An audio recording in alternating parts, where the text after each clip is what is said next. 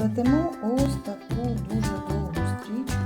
У мене 38 см вийшла ця стрічка. То десь можна 35-45 см в цьому діапазоні.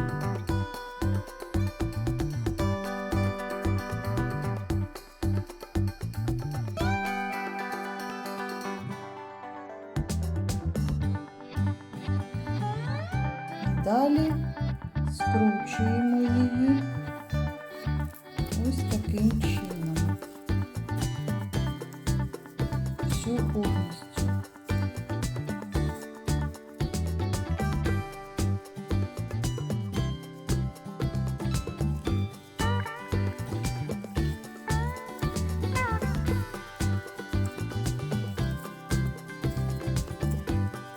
Тримайте, не дуже зручно, але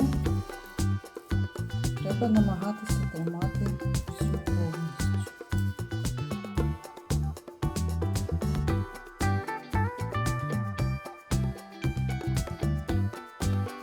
Ось таким чином скрутили її повністю.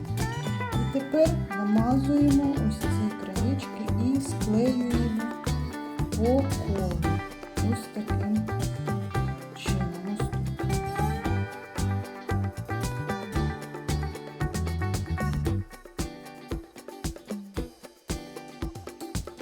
Ось намазала і тепер закріплюємо ці краєчки.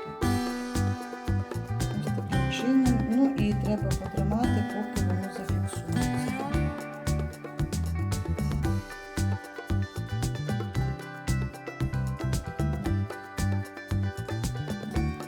Висохло в нас. І тепер ось дивіться, розрівняли.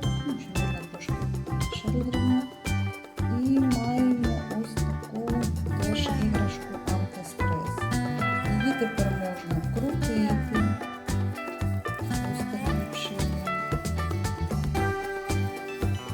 Вона цікавіше крутиться.